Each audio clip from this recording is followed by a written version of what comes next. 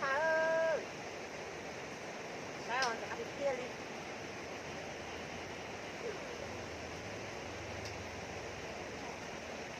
Nó để gì mua cho ăn.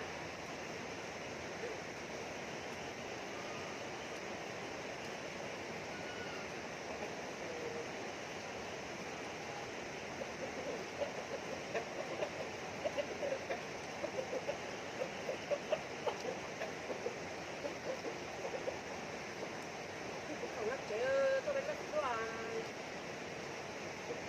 mà cố qua bên đó mà chị không có sai. Thì nó là chị sai vậy nhưng mà sai chị xía tôi rồi. Thì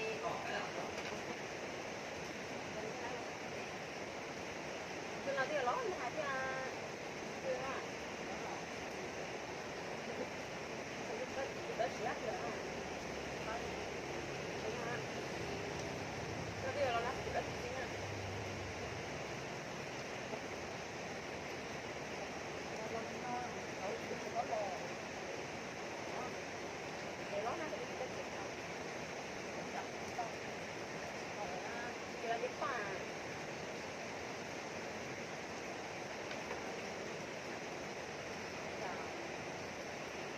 subscribe cho kênh Ghiền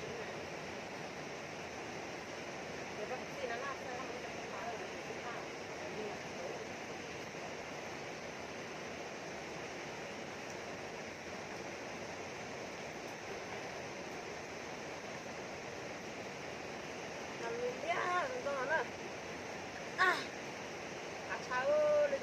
dẫn. Không mua được gì nó on lên một con chim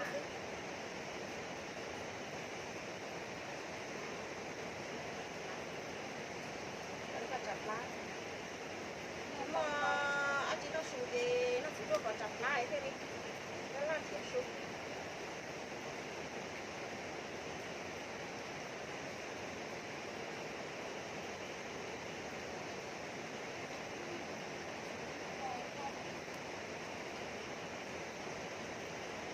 thì lo bên đây này vẫn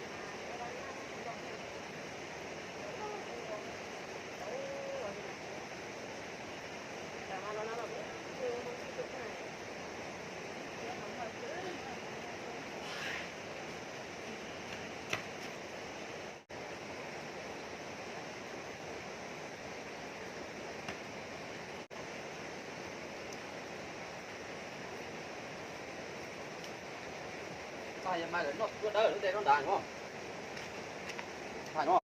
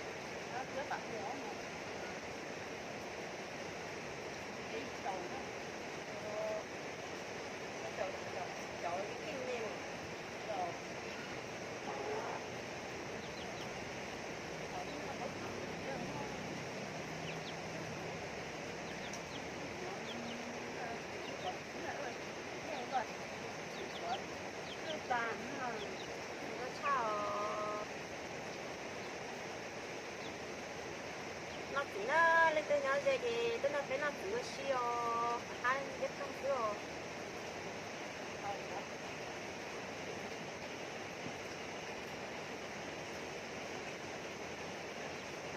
thì khai biết không chứ cái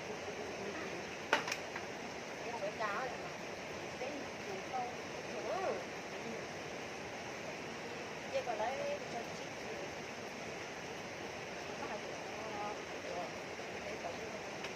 cái trường to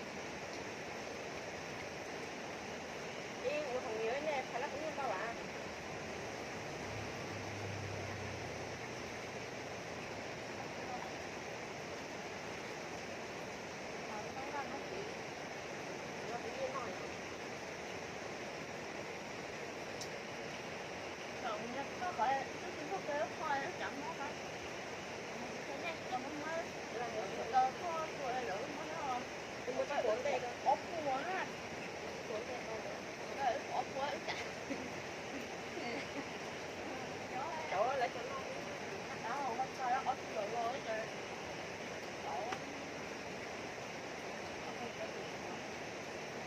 đây của nó ta nó là như vậy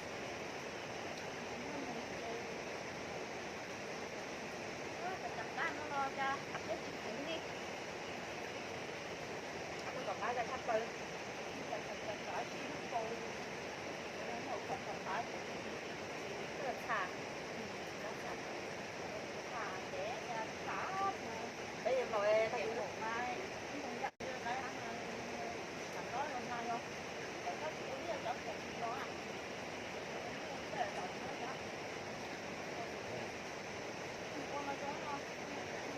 đuôi nó bây giờ nó ăn cả cái cái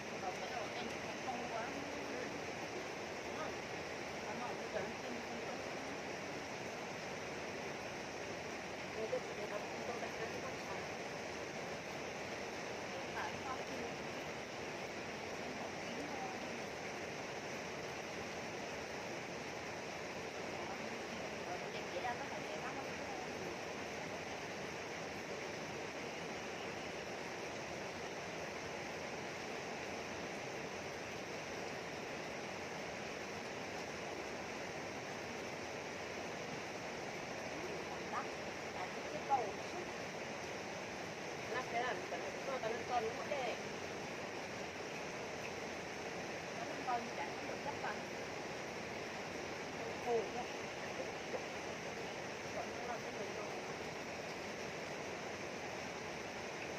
có lẽ bên đó nó ục quá quá ốc ngon hết ốc quá rồi đóng không hết ốc ngon đây em là nói chuyện nói là gì đó em chỉ đốt nó rồi đốt nó không có nó còn để ốc cố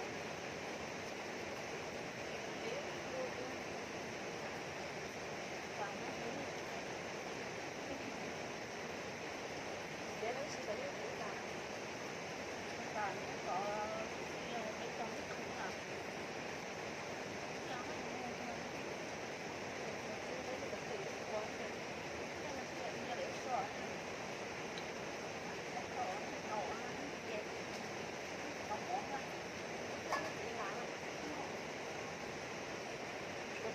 có sữa kia ơ, có sữa vàng lấy con nóng ơ.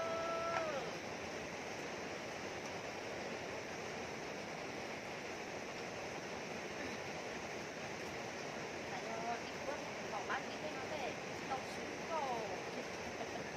Chắc nó sẽ chậm ra.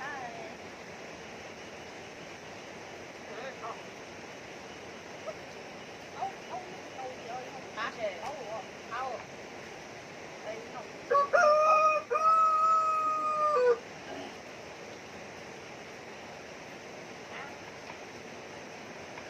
Riêng tôi làm là sẽ được. Riêng tôi làm là sẽ được. À, cái người chết đấy nữa. Không phải nơi thế em. Nơi bị nữa. Nơi thế không. Năm nha.